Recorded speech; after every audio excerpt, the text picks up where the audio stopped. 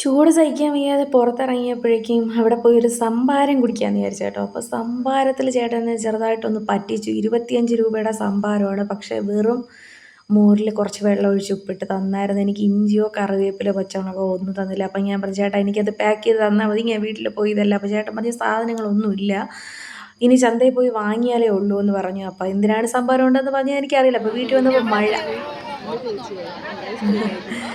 ഇത് പാല് കാച്ചാണ്. നമ്മുടെ ദീപ്തി ചേച്ചിയുടെ വീട് ഹൗസ് വാമിങ്ങാണ്. അവിടെയുള്ള കുറച്ച് കാഷ്വൽ ടോക്കിംഗ്, അതായത് മലയാളത്തിൽ പറഞ്ഞാൽ കുറച്ച് സംസാര വിഷയങ്ങളും പിന്നെ കുറച്ച് പിരിവും പിന്നെ പല രീതിയിൽ ഐസ്ക്രീം പലരും കഴിക്കുന്ന വെറൈറ്റി സ്റ്റൈലൊക്കെയാണ്. കണ്ടോ, ക്യാമറ ഞാൻ എടുക്കുവാണ്, വീഡിയോ എടുക്കുകയാണെന്ന് കണ്ടപ്പോൾ കഴിക്കുന്നില്ല. അതെങ്ങനെയാണ് കഴിക്കുന്നില്ല. പലരും ഞാൻ വീഡിയോ എടുത്തപ്പോൾ കഴിക്കാൻ മടിക്കുന്നു. അതിനൊരു ചെറിയ രീതിയിലുള്ള പിരിവ് വേണം എന്നെങ്കിലും പറയാം, പിരിവെന്ന് വേണമെങ്കിൽ പറയാം.